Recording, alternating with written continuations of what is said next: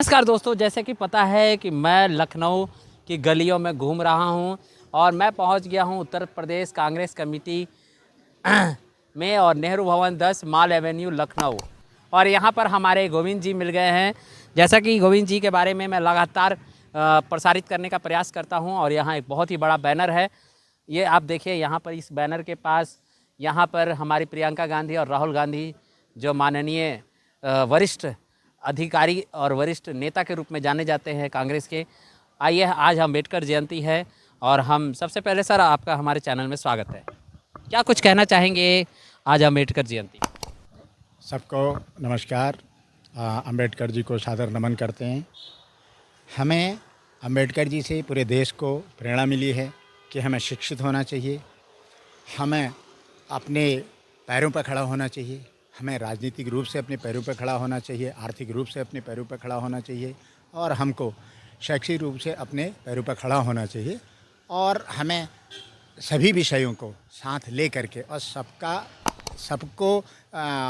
सबको साथ ले करके और सबकी भलाई को देखते हुए और सबका विकास और सबको एक संविधान में पिरो करके साथ चलने की प्रेरणा अंबेडकर जी से मिलती है। अंबेडकर जी ने संविधान में उनका महा रोल रहा है संविधान बनाने में। और अंबेडकर जी ने जितने अपने जीवन काल में त्याग, बलिदान और परेशानियां झेली हुई हैं, हम उसके लिए जो है उनको नमन करते हैं और उनसे प्रेरणा लेते हैं। और हम पूरे देशवासियों से निवेदन करते हैं कि हमें अंबेडकर जी से प्रेरणा लेनी है और अंबेडकर जी जैसा तपस्वी और बुद्धिमान और ज्ञानी हम हों, और यदि हम नहीं हो पा रहे तो हम ऐसी रचना करें देश की कि अगली पीढ़ी हमारी हर घर से अंबेडकर पैदा हो।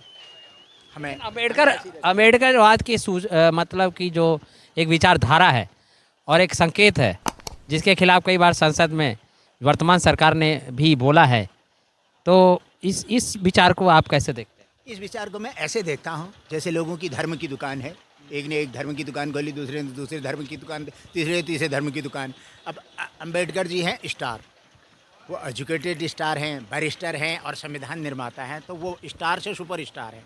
तो लोग सोचते हैं कि इनका भी इनकेशमेंट किया जाए और इसलिए बीच बीच में कुछ ऐसे विषय लेकर के साथ कमेंट कर लेते हैं जिससे वो हाईलाइट हो जाए। अंबेडकर के नाम पे, अंबेडकर जी के नाम पे वो लोग हाईलाइट हो जाते हैं, तो इसलिए वो विषय उठाते हैं। उससे कुछ होने वाला नहीं। अंबेडकर जी का कद नीचे नहीं होने वाला, अंबेडकर जी का कद नीचे नहीं होने वाला और अंबेडकर जी की दी हुई व्यवस्था कमज़ोर नहीं होने वाली। ये व्यवस्था हमेशा बढ़ेगी और सुधरेगी और एक दूसरे के साथ मिल करके हम भारत का निर्माण करेंगे और भारत को हम ऊंचाइयों तक ले जाएंगे। ये अंबेडकर जी का सपना था और हम लोग उसी रास्ते पर चलते हैं। कांग्रेस पार्टी से अंबेडकर जी से संबंधित कुछ वोट बीच में पिछले 20 साल में जो है दाएं बाएं हुआ है और सारा वोट बैंक वापस आ रहा है। मैं तो कहता हूं कि आधे अध्यक्ष जो है पूरे भारत में राज्यों के स्टेट प्रेसिडेंट जो है ST/SC समाज से बनाए और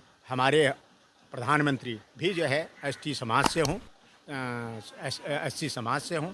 ऐसी हमारी रचना हो जिससे हम जो है सभी लोगों को साथ ले करके, और एक बहुत बड़ा वर्ग है जो वर्ग कमज़ोर हो गया था, जो वर्ग को लोगों ने सोचा कि ये वर्ग हीन दीन है, ये अछूत है, ये एक अभिशाप है। ऐसा शब्द या ऐसी भावना हमारी नहीं होनी चाहिए। पता नहीं ये हमारे समाज में कहाँ से आया ये हीन दीन अछूत भाव। ये गलत है, ये नहीं होना चाहिए था। इस समाज को हमें भरपूर ऊपर ला करके पूरे देश को विकास करेंगे, तभी हम विकसित देशों की श्रेणी में आएंगे। जब तक नीचे वाला समाज ऊपर नहीं आएगा, आप आरक्षण पे कमेंट करने लगते हो। आरक्षण के बदले आपने EWS बना लिया अपने लिए, आपने कुछ न कुछ बना लिया। कहीं कहीं पर आप पशमिंदा मुसलमानों का एक नया मसला लेके आ जाते हो। तो ये विषय घुमाने की बात है।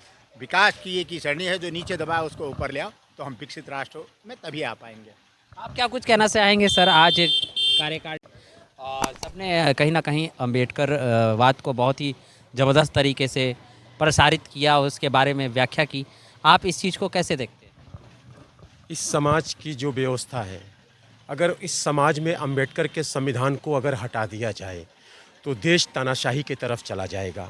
इसलिए संविधान को बचाना बहुत ज़रूरी है और अंबेडकर जी संविधान के रचयिता हैं और संविधान को उन्होंने लिखा है। और जो संविधान को जब आप पढ़िएगा और संविधान के मूल चीज़ों पर आप जाइएगा तो आपको पता चल जाएगा कि अगला क्या है, पिछड़ा क्या है। फैसला इस समाज के लोगों को करना है। आज जहाँ पर ये सरकार जो लेकर तांडव कर रही है, सरकार जो तांडव कर रही है वो लोकतंत्र की हत्या करना चाहती है। और हम गली गली इसीलिए संविधान की, हमारे देश के जो हमारे नेता हैं राहुल गांधी जी, देश के हर गली गली, कोने कोने, कुचे कुचे, गांव गांव, शहर शहर इसलिए संविधान की बात करते हैं कि अगर संविधान बचा रहेगा तो देश बचा रहेगा, और देश बचा रहेगा तो जनता बची रहेगी, गरीब बचा रहेगा, और जब गरीब बचा रहेगा तो ये देश बचा रहेगा, और मजदूर बचा रहेगा तो ये बिल्डिंगें बची रहेगी।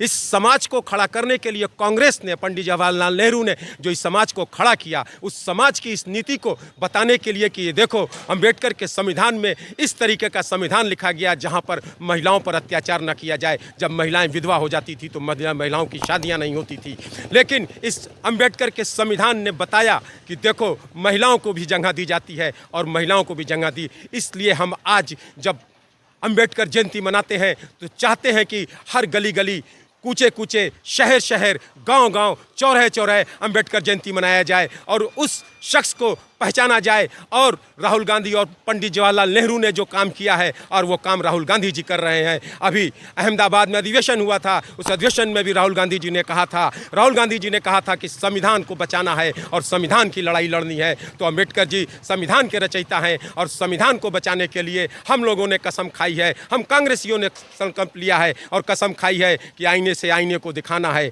आईने को आईना दिखाना है। और जब आईने को आईना दिखाएंगे तो दर्पण में जाकर तस्वीर नजर आएगी, और तस्वीर जब वो नजर आएगी तो कांग्रेस सिपाहियों की नजर आएगी। ये हमारे चचा ने बताया कि आप जानिए कि हिंदुस्तान की वो शख्सियत पंडित जवाहरलाल नेहरू जब महात्मा गांधी से अधिवेशन में बात कर रहे थे तो उन्होंने कहा था कि संविधान में अगर कोई लिखे, अगर संविधान कोई अगर लिखेगा तो वो अम्बेडकर, भीमराव अम्बेडकर जी लिखेंगे। और संविधान को उन्होंने बताया और बताकर संविधान आज पूरे हिंदुस्तान में संविधान फैला हुआ है और इस संविधान को बचाने के लिए हम लोग लड़ाई लड़ रहे हैं। इन्हीं सब शब्दों के साथ मैं अपनी वाणी को विराम देता हूँ। जय कांग्रेस, जय राहुल, जिंदाबाद।